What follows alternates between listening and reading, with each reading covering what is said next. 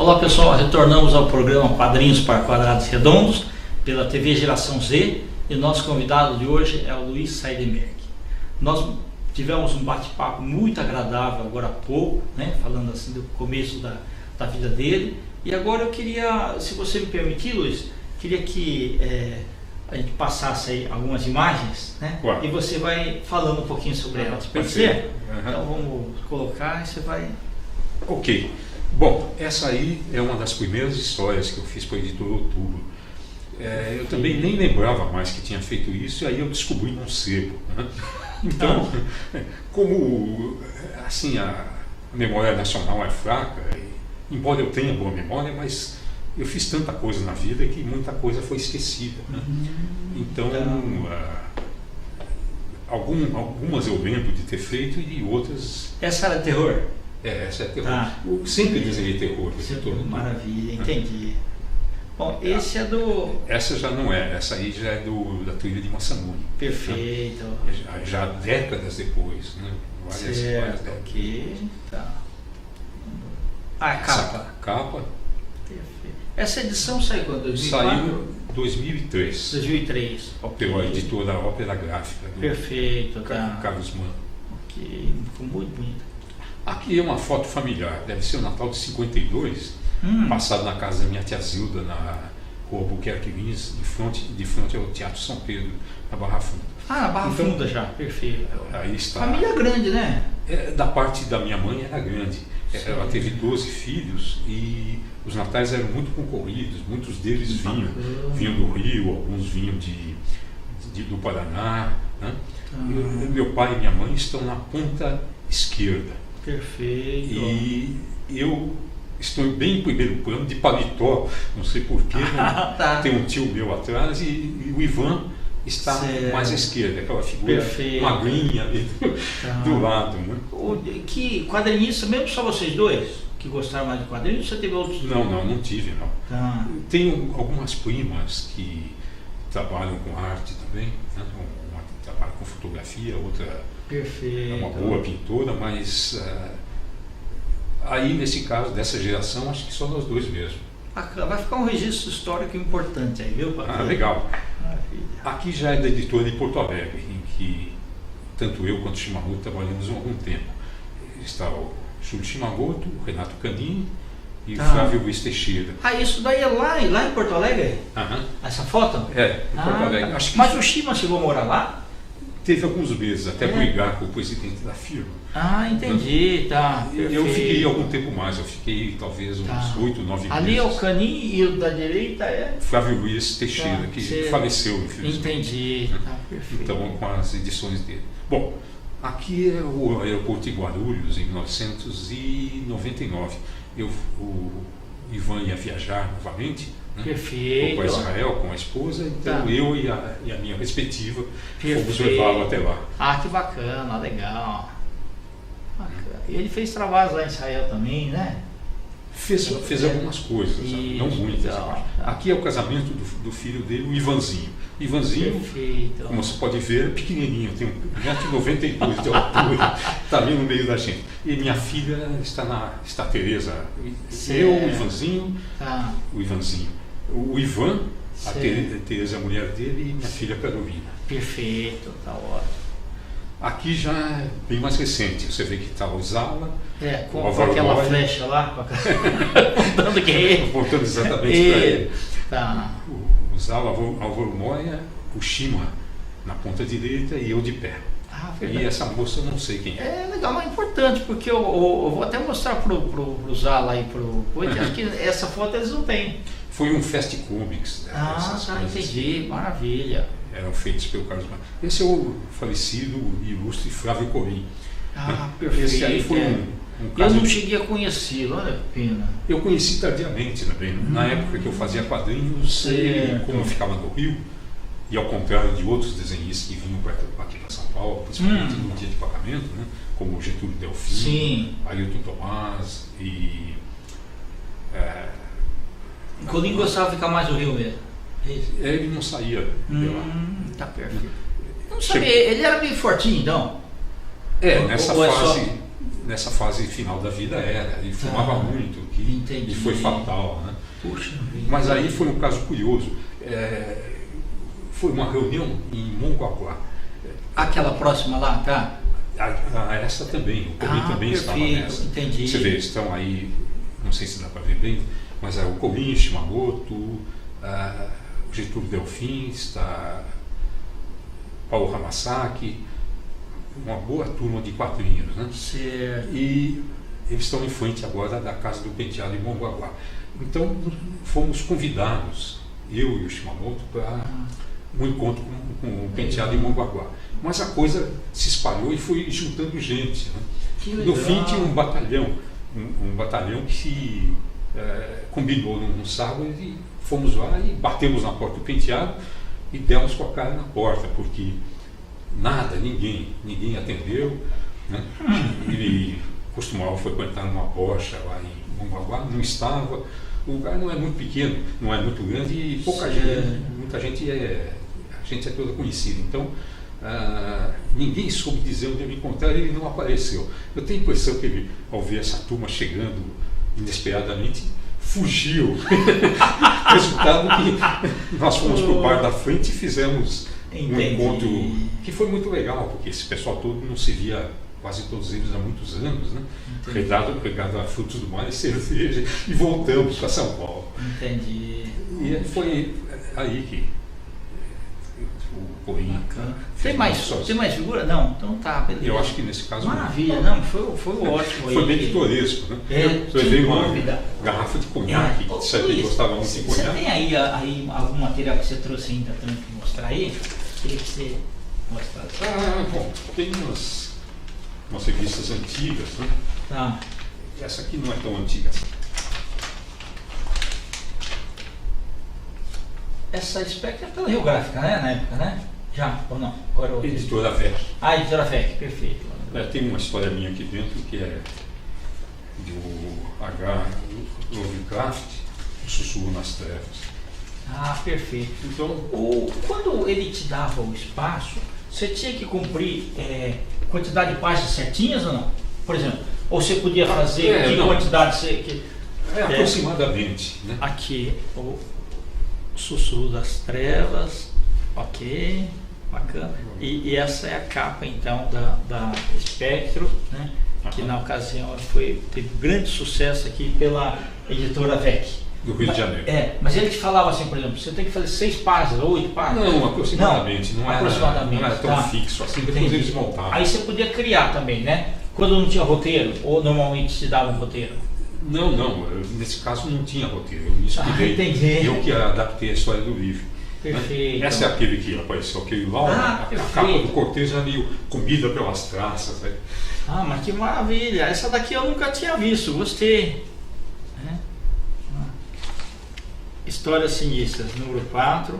Nossa, então que esse número 4 você estava bem no comecinho já com ele já. Bem no começo. E que é essa história aqui, Laura? Isso. Perfeito, bacana.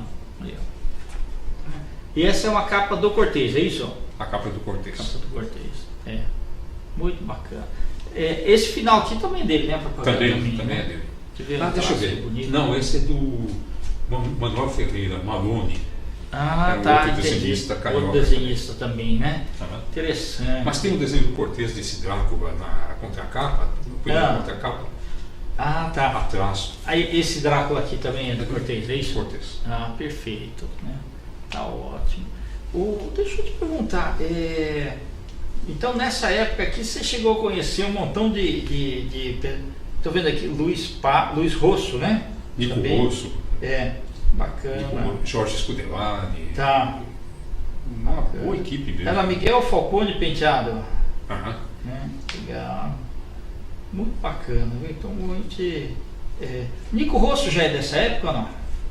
Exatamente. Aqui, Ailton Tomás também tem um desenho aqui, né? Também bacana. Legal. Já essa é mais recente, foi uma edição do Paulo Hamasaki. Perfeito. Eu fiz... O Paulo tá no Japão ou não? Tá aqui? Não, eu creio que esteja aqui, faz muitos anos que eu não vejo também. Que bacana. Então eu fiz uma história adaptada do Edgar Allan Poe, que era o Pêndulo? o Playcast. Ah, perfeito. Ah, o Ripense, tá, perfeito. Deixa eu mostrar aqui. Deve ter coisa do Shimamoto aí também, viu? Bacana, entendi. Essa capa de quem que é? Creio que é do Hamasaki mesmo. Ah, ok. Ele fazia mais as capas, é isso? Fazia mais capas. Ele chegou a ter uma editora. Então... Entendi. Era a editora Hamasaki, é isso? Isso. Tá, ok, entendi. Mas ele também desenhava, gostava de quadrinhos, tudo. Desenhava né? bem também. Certo, entendi. Essa era São Paulo também? São Paulo.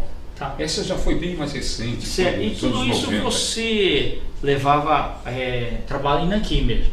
Em Nanquim. Tá. Mas, por exemplo, esse original grande, ele tirava uma fotografia dele, isso? Para diminuir? Ah, sim. Eu acredito que nesse caso aí, desses originais, nesse caso aí eu fiz bem grande mesmo. Eu acredito que eu não fazia geralmente tão grande assim.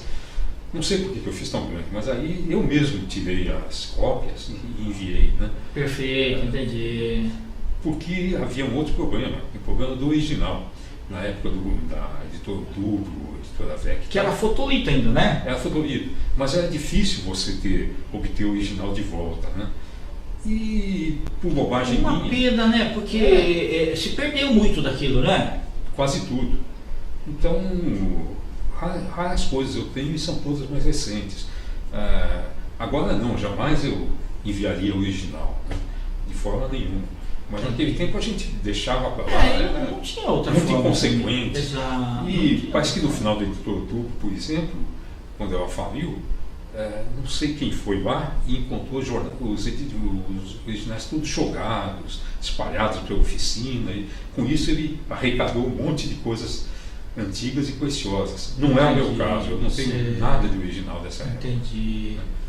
Atualmente Não, eu e também acho muito uma importante. pena que assim, não se tem um museu do que foi, por exemplo, a VEC, não se tem um museu do que foi a Outubro, entendeu? Assim, para as pessoas pesquisarem, quer dizer, está na mão de colecionadores, está na mão de assim, algumas pessoas que curtiram, né, ou guardam aqueles exemplares. Sim. Mas são poucos que têm coleção completa.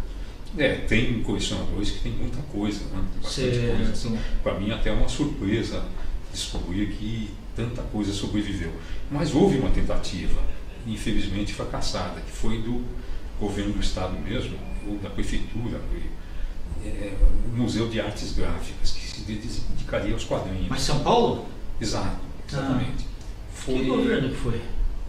Foi por volta de 2003, 2004, assim, não lembro mais. Sim. Eu sei que foi feito esse museu, chamava MAC, Museu de Artes Gráficas. Era na imprensa do estado, ali na Zona Norte, uma rua famosa ali, que eu não estou lembrando agora, paralela ao Cruzeiro do Sul. Né? Mas não vingou depois? Não. Fizeram uma grande festa de inauguração. Né?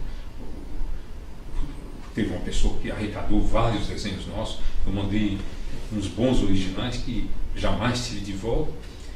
E durante algum tempo o museu funcionou. Aí na próxima gestão, a primeira coisa que o secretário de Cultura faz é cortar. Fechou. E o material todo desapareceu. E o Shimamoto mandou quilos de coisas, eu mandei nem tanto, mandei algumas coisas mas algumas que eram preciosas. E isso tudo desapareceu e não sabemos que fim levou. Né? Você veja que não é um descaso, né? É o que você disse, realmente devia ter um museu. E quase que teve. Infelizmente, só no quadro. Mas eu ainda vou batalhar para montar um museu de quadrinhos. Opa, sabe? Maravilha. Iniciativa privada apoiando. Pode contar com todo o teu apoio. Tá bom. Que não é uma dos maiores. Não, mas tá ótimo, maravilha. Eu fiquei muito contente. Tem alguma particularidade que você quer contar ainda, Luiz, aí? Da época de outubro? Sempre era pitoresco. Né? Nós não íamos. Mas você tinha uma prancheta lá? Não. Você fazia coisa em casa também? Não. O que aconteceu foi o seguinte, gente. Alguns desenhistas que tinham o mesmo problema que eu, que não tinham espaço para desenhar, né, estavam procurando um estúdio. Então, por empatia, assim, o Líder da Cama, o Valdir de Gaiara, convidaram-me para uma sala que eles alugaram no prédio Martinelli. Veja só você, o velho Martinelli. Lá no Centrão mesmo. No Centrão. Tá. E era o edifício mais alto de São Paulo na época, né? Eu creio que não era mais. Já não era mais? Não. Já tinha feito Itália, talvez? Tinha o Banco do Estado. Não fiz Itália, não. Tá. O Banespa então fizeram logo em seguida, então? Eu acredito que sim. Quando eu fui para lá já existia. Estava em frente à minha janela aquele negócio. Entendi. E aí, nós, como o Shimamoto era um dos melhores, se não o melhor desenhista, editor, nós convidamos também ele a participar, já que ele morava em Mogi das Cruzes. E era uma tragédia para ele vir para São Paulo e fazer as coisas. E ficava muito isolado também, não tinha contato, né, com o pessoal. E, relutantemente, ele aderiu. Então, durante 2 anos, nós tivemos esse estúdiozinho no 19º andar do prédio Martinelli. Perfeito. Que já era um lugar super pitoresco, né? Era um universo em si, o prédio. Bom, eu tinha pessoas que moravam lá, e eu acho que muitas delas nem precisariam sair, porque tinha quase tudo no prédio. Tinha bar, tinha hotel, tinha barbeiro, tinha sinuca. Tinha tomava banho lá já? Médico, tinha dentista, fotógrafo. Né? Agora, desenhista em quadrinhos, acho que éramos só nós mesmos. Né? Fazíamos um quadro à parte no velho prédio lá. Então era muito pitoresco os casos que lá aconteciam. Né? Mas isso daria um programa inteiro. Né? Tá certo. Mas a gente ia pouco por causa disso. Eu ia mais em dias de entrega, havia um dia certo para entregar o material, em dias de pagamento, que aí sim, com aquela tremenda alegria, a editora parava, ou se não parava, pelo menos os sócios participavam, todos iam para o botequim, tinha gente tocando violão, cantando. E aí comemorava, é isso? Comemorava, exatamente. Bacana. Então, era muito pitoresco. O pessoal todo do Rio vinha também para a exceção do Corrim, para comemorar, né? Era um negócio, um clima fantástico. Então deu uma lembrança bonita da época, né? Muito legal. E o Cortez, por exemplo, era muito gozador, né?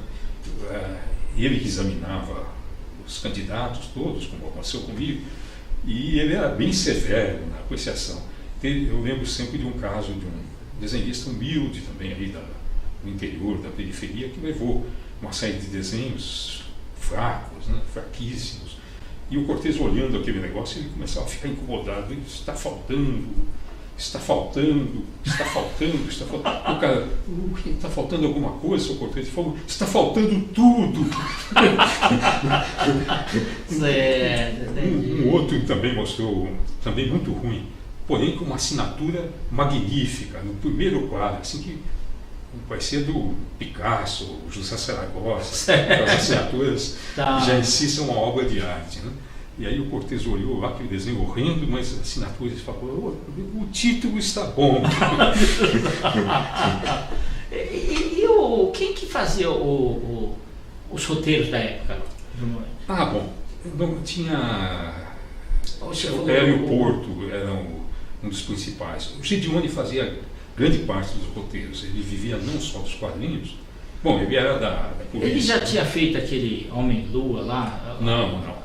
Milar? Não com a editora Outubro. Entendi, Ali era mais, ele fazia tanto de terror quanto fazia infantis. Né? E fazia qualquer coisa. Ele era o principal roteirista. Aí mais tarde entrou meu irmão na jogada. Perfeito. E aí o Ivan também passou a... Temos um tempinho ainda? Temos uns 3 minutos. Então dá. O Ivan passou pela seguinte forma. Como ele era bancário, então o sindicato dos bancários também era no prédio Martinelli. Aliás, é até hoje. Só que hoje fica na parte de baixo do prédio. Perfeito. Fica ao lado da entrada principal do Martinelli. E naquele tempo não, ficava no próprio corpo do prédio. Então, como ele ia ao sindicato, ele aproveitava para visitar nosso estúdio. E com isso ele foi se enganando com o pessoal. Conheceu todo mundo lá e nas histórias também, né? Bacana. Tinha uma imaginação fabulosa, só que não tinha posto em prática ainda. E com isso ele passou então a roteirar grande parte das histórias da editora Outubro. Né? Foi esse o início dele como roteirista. A Will entraria mais tarde, bem mais tarde mesmo. Ela que virou Taika depois? Eu tenho a impressão que sim. É que nessa época eu estava em publicidade, trabalho em propaganda e envolvido em 1000 trabalhos, então eu fui perdendo muito contato com as histórias em quadrinhos. Né? E ocasionalmente e mais por insistência do Shimamoto, eu desenhei algumas coisas, por exemplo, a editora VEC, para a Grafipar do Paraná, foram poucas coisas, porque eu tinha muito pouco tempo. Entendi. E como em 2002 eu recebi o prêmio Ângelo Agostini como mestre. Perfeito. Eu achei que diabo de mestre é esse com um trabalho, um prêmio referente a trabalhos de 40, quase 50 anos atrás. Então achei que eu teria que justificar de alguma forma. Por isso que eu fiz essa história de do samurai. Samurai. Uma coisa que me agradava na época era isso mesmo, né? Eu praticava Aikido, então tinha Entendi. Gostava de Zen budismo, então eu disse o que eu gostaria de fazer. Então eu fiz essa história que é baseada sobre uma realidade, o princípio só dela, que é dos dois grandes forjadores de espadas japoneses, Masamune e Muramasa, do século XII. Foram os maiores espadeiros de todo o tempo, nunca se conseguiu nada igual até hoje, né?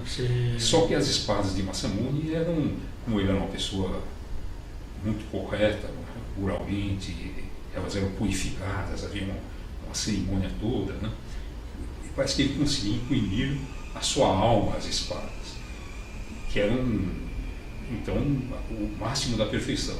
Já Muramasa, que era seu assistente, é invejoso e rancoroso. As espadas dele traziam desgraça a todo samurai que portava. Essa história é baseada mais ou menos nisso, o princípio dela, né? Maravilha, tá ótimo. Muito bom. Ô, Luiz, você quer deixar aí teus contatos aí? Fala também do seu blog lá sobre São Paulo. Fica à vontade, tá? Já é uma outra coisa, né?